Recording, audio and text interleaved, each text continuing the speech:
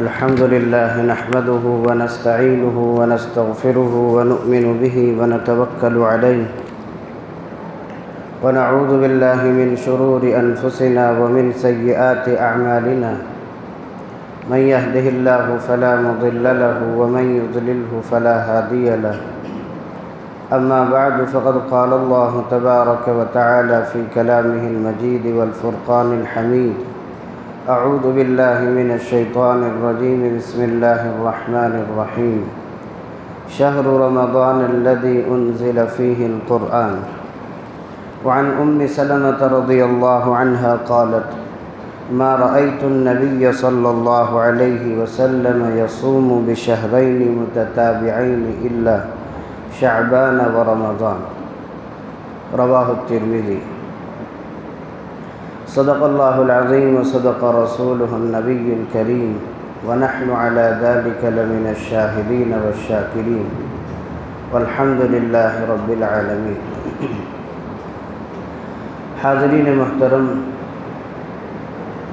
جو مہینہ چل رہا ہے یہ مہینہ اسلامی مہینے کا 8واں مہینہ جسے شعبان المعظم کہتے ہیں۔ اس مہینے کے بارے میں بارہا اور ہو سکتا ہے کہ ہر سال ہم اس مہینے کی فضیلت، اس کی عظمت کو سنتے ہیں، اور بار بار سننے اور سنانے کا مقصد یہ ہے کہ جو باتیں کہی جا رہی ہیں اس پر ہم عمل کریں۔ اس مہینے کا نام شعبان المعظم ہے، جس کے معنی ہے جس مہینے کے اندر خوب کثرت سے رمضان المبارک کے لیے بھلائی پھیلتی ہے، اس مہینے کو شعبان کہتے ہیں۔ شعبن کا معنی آتا ہے پھیلنے کے، زیادہ ہونے کے، بڑھنے کے معنی میں آتا ہے۔ اس مہینے میں اللہ تبارک و تعالیٰ کی رحمت اور اللہ تعالیٰ کی طرف سے خاص رحمت اس مہینے میں کثرت سے پھیلتی ہے، اللہ کی طرف سے بھلائی پھیلتی ہے، اس لیے اس مہینے کو شعبان المعظم کہا جاتا ہے۔ عظمت والا مہینہ ہے، نام ہی کے ساتھ عظمت جڑا ہوا ہے کہ یہ مہینہ ہے عظمت والا، برکتوں والا، سعادتوں والا۔ تو ظاہر ہے کہ جب یہ مہینہ ہی عظمت والا ہے، سعادت والا ہے، برکت والا ہے، تو اس میں ہمیں وہی اعمال کرنے چاہیے جن کا تعلق سعادت سے ہے، جس کا تعلق عظمت سے ہے، جس کا تعلق برکت سے ہے، بڑائی سے ہے۔ ایسے اعمال ہمیں کرنے چاہیے۔ اس مہینے سے متعلق بہت سی چیزیں ہیں جو اس ماہ میں وجود میں آئی ہیں۔ جیسا کہ آپ جانتے ہیں، نبی کریم صلی اللہ علیہ وسلم جب ہجرت کر کے مدینہ منورہ تشریف لے گئے تو مدینہ میں آپ کو حکم ہوا کہ آپ بیت اللہ کے بجائے بیت المقدس کی طرف رخ کر کے نماز پڑھیں۔ آپ نے بیت اللہ کے بجائے بیت المقدس کی طرف نماز پڑھنا شروع فرمایا، اور ایک وقت آیا کہ اللہ تعالیٰ نے بیت اللہ کو آپ کا قبلہ بنا دیا۔ جو بیت اللہ قبلہ بنایا گیا مدینہ منورہ میں، وہ اسی مہینے میں ہوا۔ تحویل قبلہ اسی ماہ شعبان المعظم میں پیش آیا۔ اسی طرح لکھا ہے کہ جو وضو کا بدل ہے تیمم، وضو کا جو بدل ہے تیمم، اس تیمم کا حکم بھی اسی مہینے میں نازل ہوا۔ حتیٰ کہ ایک غزوہ بہت مشہور ہے، غزوہ بنو المصطلق، وہ بھی اسی مہینے میں پیش آیا۔ نبی کریم صلی اللہ علیہ وسلم نے حضرت حفصہ اور حضرت جویریہ رضی اللہ تعالی عنہما، ان دونوں سے آپ نے اسی مہینے میں نکاح فرمایا۔ حضرت حفصہ جو حضرت عمر رضی اللہ عنہ کی بیٹی، ان سے نکاح اسی مہینے میں ہوا۔ تو اس اعتبار سے کہ تحویل قبلہ یعنی قبلہ بیت المقدس کی طرف سے ہٹا کر کے بیت اللہ کو بنایا جانا، یہ نبی کریم صلی اللہ علیہ وسلم کی بہت بڑی خواہش تھی۔ اللہ تعالیٰ نے اس خواہش کو اسی مہینے میں مکمل فرمایا، تو اس اعتبار سے بھی یہ مہینہ عظمت والا ہے۔ اور پھر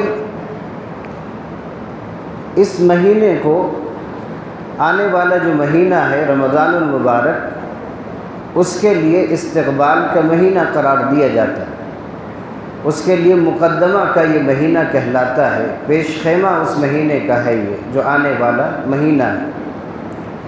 اس مہینے کے بارے میں نبی کریم صلی اللہ علیہ وسلم کی ایک دعا منقول ہے جو آپ رجب المرجب میں دعا مانگتے تھے۔ جب آپ رجب کا چاند دیکھ لیتے تو دعا فرماتے اللہم بارک لنا فی رجب و شعبان وبلغنا رمضان، اے اللہ رجب اور شعبان کے مہینے میں برکت نازل فرما اور ہمیں عافیت کے ساتھ رمضان تک پہنچا دے۔ تو جس مہینے میں برکت کے نازل ہونے کے لیے اللہ کے نبی نے دعا کی ہو، ظاہر ہے کہ اس مہینے میں اللہ کی طرف سے رحمت برکت نازل ہوگی۔ تو یہ مہینہ ایسا ہے جو خوب برکتوں اور عظیم الشان اور عظمتوں والا مہینہ ہے، اس کی ہمیں قدر کرنی چاہیے۔ قدر کس طرح سے ہوگی اور اس کی عظمت کا فائدہ ہم کس طرح سے اٹھائیں گے؟ تو اس مہینے میں نبی کریم صلی اللہ علیہ وسلم کا جو سب سے پسندیدہ عمل تھا، جو سب سے زیادہ پسندیدہ عمل تھا اس مہینے کا، وہ اس مہینے میں روزے رکھنے کا تھا۔ اس مہینے میں بکثرت آپ کے روزہ رکھنے کا تھا۔ خطبے میں نے جو حدیث آپ کے سامنے پڑھی ہے، اس حدیث میں حضرت ام سلمہ رضی اللہ عنہا کہتی ہیں کہ میں نے نبی کریم صلی اللہ علیہ وسلم کو مسلسل 2 مہینے مستقل طور پر روزے رکھتے کبھی نہیں دیکھا سوائے شعبان اور رمضان کے، کہ ان دونوں مہینے میں آپ بہت کثرت سے یعنی مسلسل روزہ رکھتے تھے۔ تو آپ نے اپنے پسندیدہ عمل کو اس مہینے میں کیا ہے، وہ ہے روزہ، کہ آپ نے خوب کثرت سے روزہ رکھا ہے۔ روزہ رکھنے کی حکمت اور وجہ کیا ہے، اس کی وجوہات کیا ہیں؟ تو ظاہر ہے کہ یہ بات سمجھ آتی ہے، آنے والا جو مہینہ ہے وہ خصوصیت کے ساتھ روزہ رکھنے کا ہے۔ آنے والا جو مہینہ ہے وہ خصوصیت کے ساتھ روزہ رکھنے کا ہے۔ تو اس مہینے کے آنے سے پہلے پہلے ہمارا جسم، ہمارا دماغ، ہمارا ذہن وہ رمضان کے روزے رکھنے کے لیے تیار ہو جائے، اس کی تیاری کا یہ مہینہ ہے۔ مثال کے طور پر نماز جو فرض ہیں، مثال کے طور پر ظہر کی جو نماز ہے، ظہر کی نماز فرض ہے 4 رکعت، لیکن ہم ظہر سے پہلے 4 رکعت پڑھتے ہیں، ظہر کے بعد 2 رکعت سنت پڑھتے ہیں، نفل پڑھتے ہیں۔ اسی طرح اور نمازیں ہیں، جیسے فجر کی نماز ہے تو فجر کی نماز سے پہلے ہم 2 رکعت سنت پڑھتے ہیں۔ اس کا مقصد کیا ہے؟ اس میں حکمت کیا ہے؟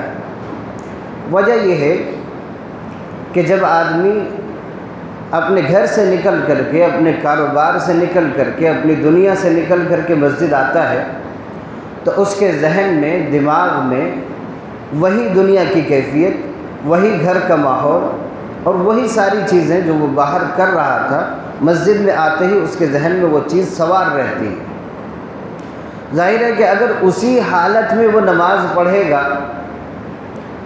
تو آدھی نماز تو نماز میں اپنی توجہ لانے میں اس کو لگ جائے گا، آدھی نماز کا وقت نماز میں توجہ داخل کرنے میں لگ جائے گا۔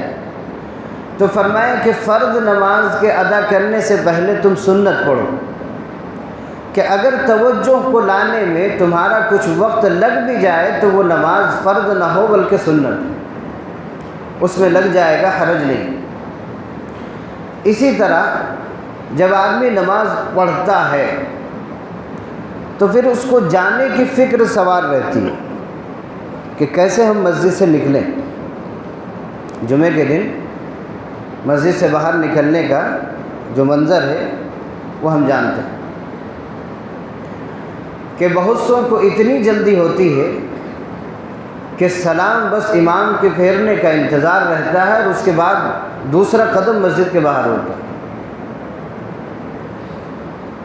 تو گویا نماز کے اندر ہی اس نے یہ طے کر لیا ہے کہ مجھے جیسے امام سلام پھیرے گا مجھے مسجد سے باہر جانا ہے۔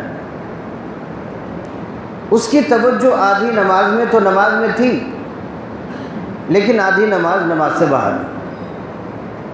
اس نے کہا کہ فرض کے بعد سنت ادا کرو۔ اس سے یہ ہوگا کہ جو تمہارا فرض نماز ہے اس فرض نماز میں آگے پیچھے سنت پڑھنے کی وجہ سے تمہارا دل نماز میں مکمل لگا رہے، جو فرض نماز ہے۔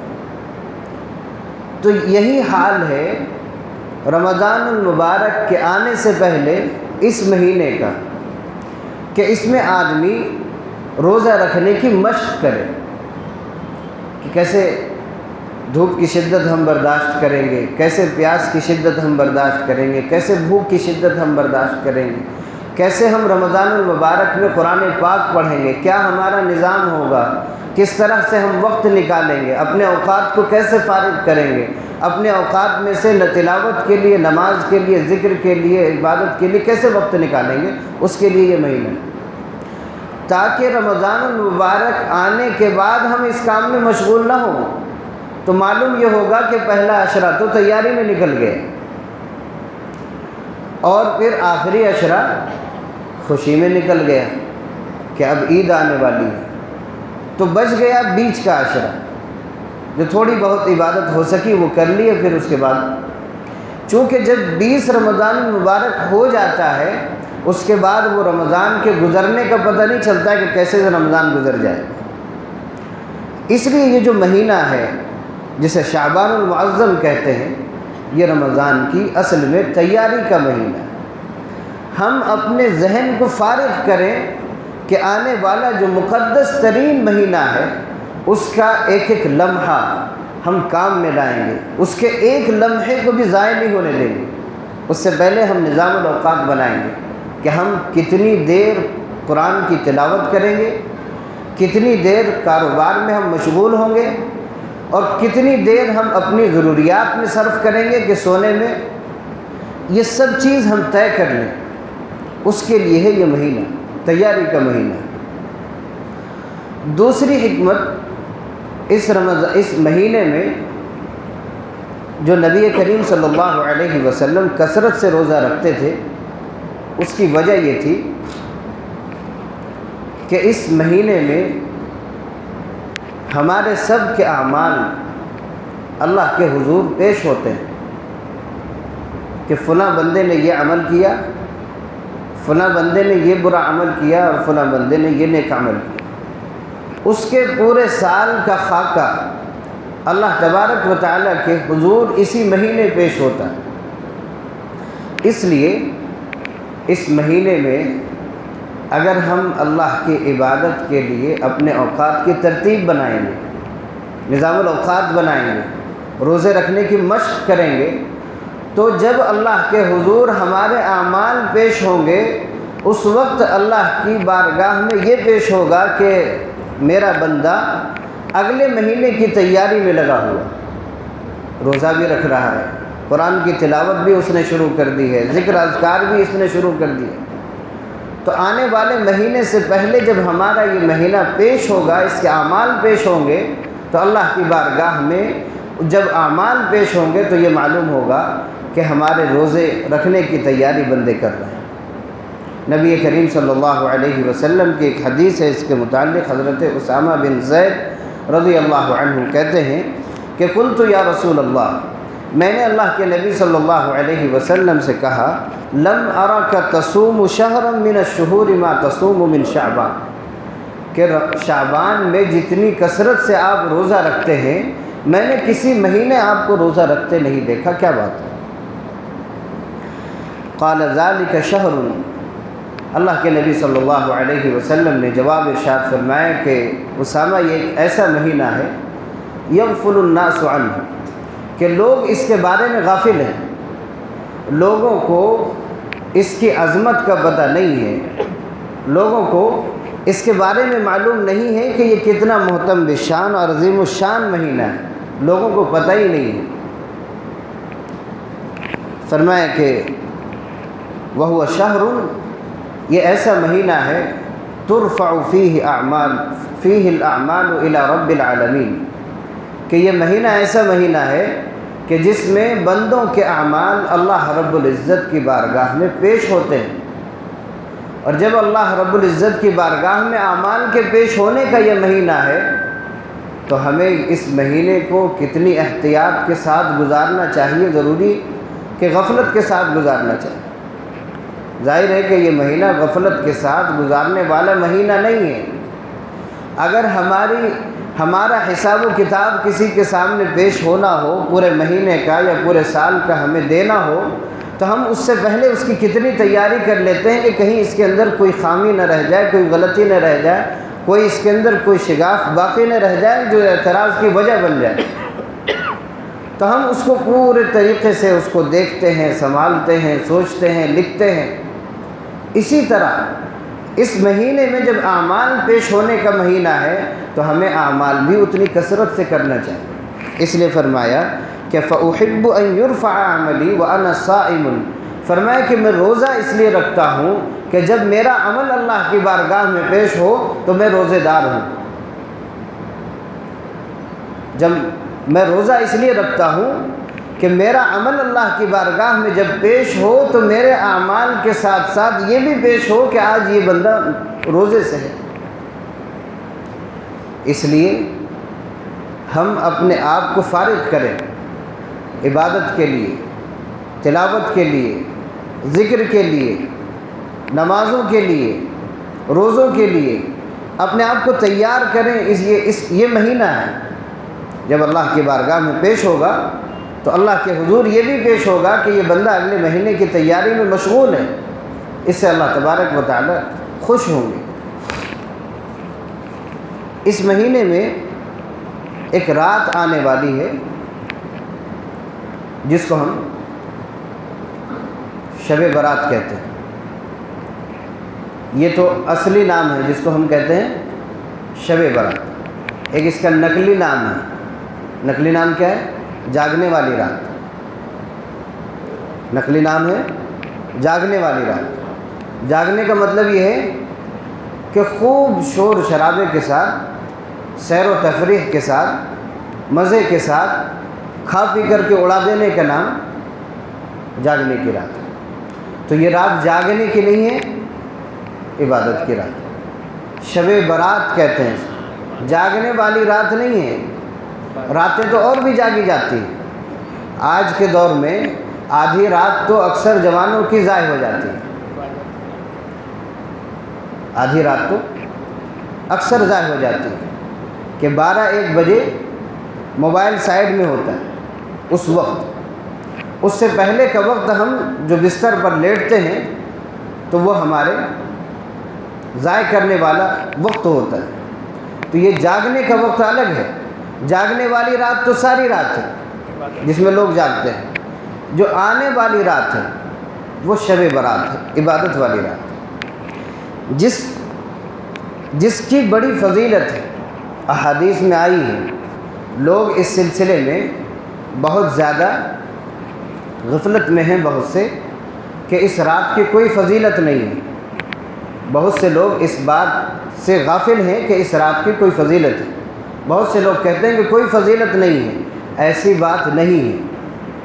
یہ ان کی جہالت ہے جو کہتے ہیں کہ اس رات کی کوئی فضیلت نہیں ہے، یہ ان کی جہالت ہے۔ اس کی فضیلت 10 صحابہ سے منقول ہے اور روایتیں تقریباً 17 تک پہنچی ہوئی ہیں۔ جس کی ہر روایت کے بارے میں اگر دیکھا جائے تو تقریباً ہر روایت ضعیف ہے. ہر روایت کیا ہے؟ ضعیف ہے. ضعیف کا مطلب ہے کمزور.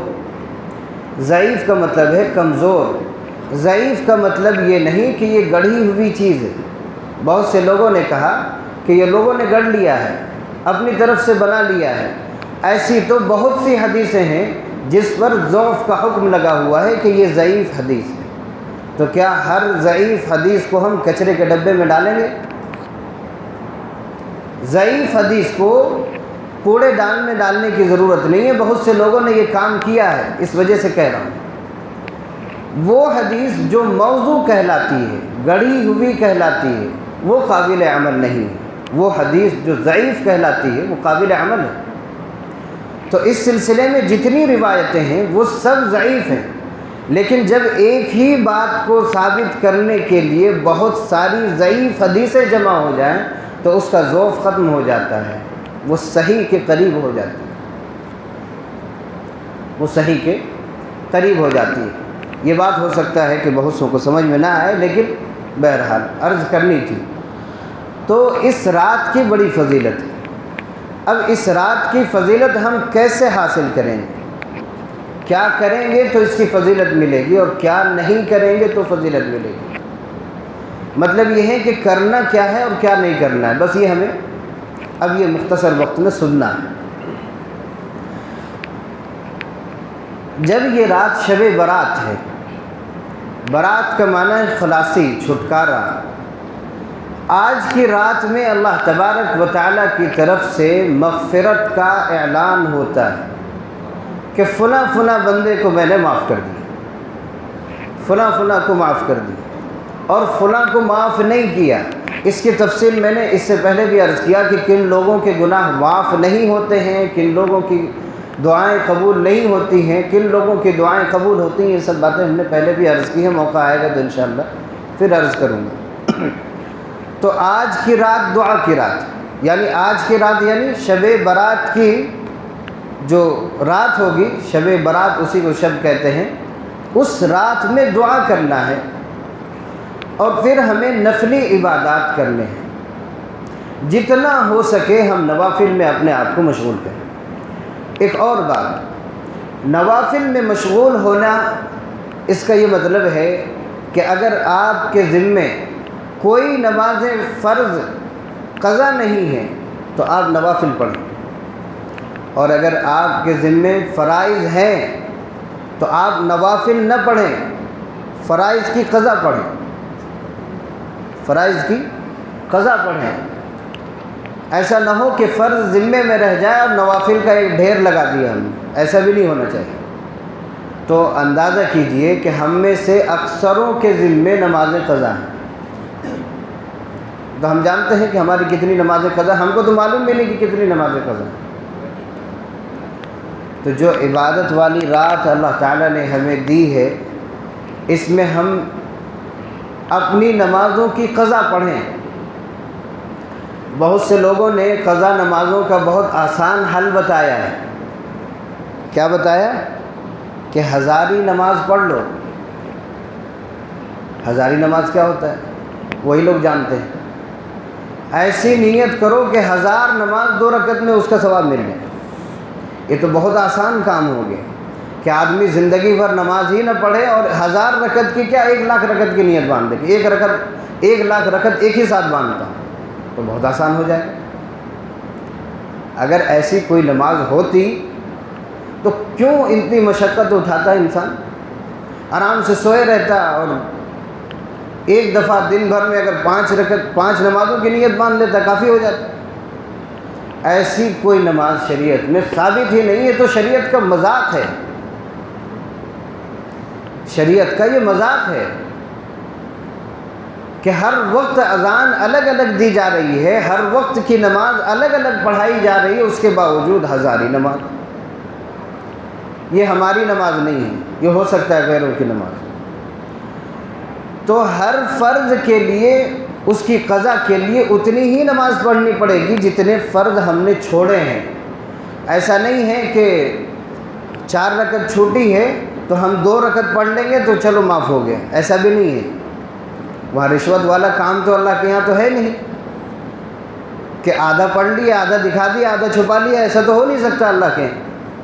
تو جتنی نمازیں ہیں اتنی پڑھنی پڑے گی۔ اس لیے یہ رات غنیمت والی رات کہ اس کے اوقات کو اپنی نماز کے پورا کرنے کو غنیمت سمجھیں اور اپنی نمازوں کی قضا پڑھیں، تلاوت کریں، ذکر کریں، صلاۃ التسبیح پڑھیں۔ اگلے دن روزہ رکھنا اگر چاہے تو آدمی رکھ سکتا ہے۔ اس میں کرنا کیا نہیں ہے، یہی اصل ہے۔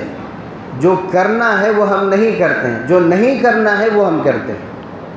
یہی ہمارا مرض ہے، یہی ہماری بیماری، اور کوئی بیماری نہیں ہے۔ جس کو ہمیں کرنے کا حکم دیا ہم اس کو چھوڑ دیتے ہیں، اور جس سے منع کیا اس کو ہم کرتے ہیں۔ کن چیزوں سے منع کیا گیا؟ خرافات سے، بدعات سے، رسومات سے منع کیا۔ حدیث میں آیا کہ نبی کریم صلی اللہ علیہ وسلم اس رات میں قبرستان تشریف لے گئے تھے، جنت البقیع تشریف لے گئے تھے۔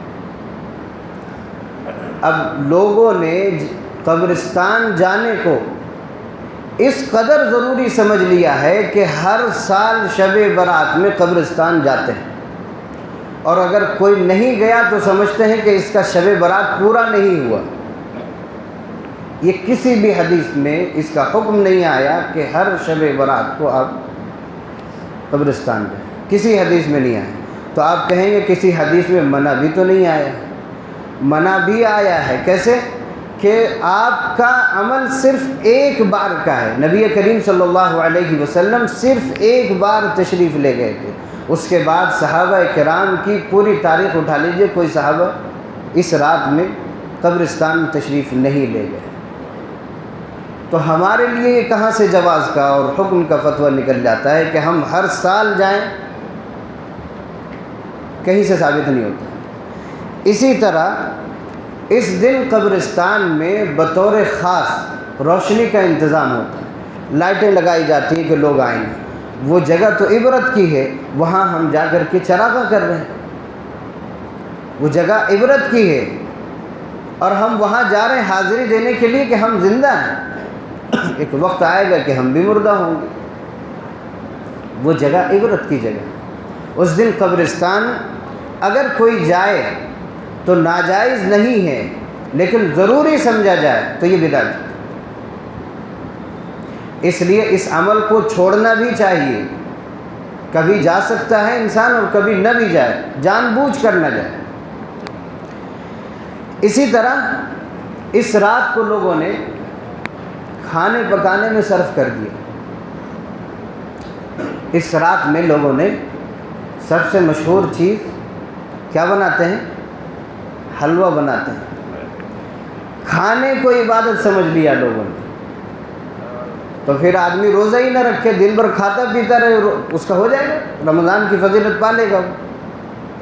جس رات میں ہمیں کرنی چاہیے عبادت، اس رات میں ہم پیٹ کی عبادت کر رہے ہیں، یہ کون سی عبادت ہوئی بتائیے؟ بہت سے لوگوں نے اس کی دلیل دی کہ صاحب نبی کریم صلی اللہ علیہ وسلم کے دندان مبارک، دانت مبارک شہید ہوئے تھے تو آپ نے حلوہ کھایا تھا، تو ہم بھی کھاتے ہیں۔ آپ سوچئے کہ آپ ایک سنت کیوں ادا کر رہے ہیں؟ دانت آپ کیوں نہیں توڑواتے؟ دونوں سنتیں ایک ساتھ ادا ہو تو بات بنے۔ اور آپ کے دندان مبارک شہید ہوئے تھے غزوہ احد میں، جو کہ پیش آیا تھا شوال میں، تو شوال کا مہینہ کہاں، اور آپ کا یہ مہینہ 8واں مہینہ، اور بیچ میں قریب 11 مہینہ کا فاصلہ ہو جاتا ہے، 10 مہینے کا۔ تو کیا 10 مہینے بعد آپ نے حلوہ کھایا تھا؟ تو یہ کوئی بے سند بات ہے جس کا کوئی اثر اور پیر نہیں ہے۔ لہذا ایسے خرافات سے ہمیں بچنا چاہیے۔ اسی کی تیاری میں ہم سارا دن ضائع کر دیتے ہیں۔ عورتیں گھروں میں کھانا پکاتے پکاتے اور یہ حلوہ بناتے بناتے اپنا مغرب بعد سے لے کر کے اپنا وقت سارا خرچ کر دیتی ہیں، عبادت کا وقت انہیں نہیں ملتا ہے، اور مرد حضرات بانٹنے میں لگ جاتے ہیں، اس کے ہاں پہنچایا، اس کے ہاں پہنچایا، تبرک ہے۔ پہنچا دیا ہر ایک کے گھر میں۔ گوشت بنتا ہے کیوں نہیں پہنچاتے ہیں ہر وقت؟ ہر دن پہنچانا چاہیے۔ جب جب ہمارے گھر میں گوشت بنے سب کے گھروں میں تقسیم کریں، تب تو پتہ چلے کہ کتنی برکت ہم لوٹنے والے ہیں۔ تو خرافات نہیں کرنا چاہیے۔ یہ رات عبادت کی رات ہے، تو عبادت ہمیں کرنی چاہیے، نمازیں پڑھنی چاہیے، خرافات سے بچنا چاہیے۔ خرافات سے ہمارے دین ہی کا نقصان ہے، ہمارا اپنا ذاتی نقصان ہے، ہمارے اعمال کا نقصان ہے۔ اس لیے یہ رات اللہ نے ہمیں دی ہے، تو اس میں عبادتوں کا ہم سوچیں کہ عبادتیں کریں گے، خرافات نہیں کریں گے انشاءاللہ۔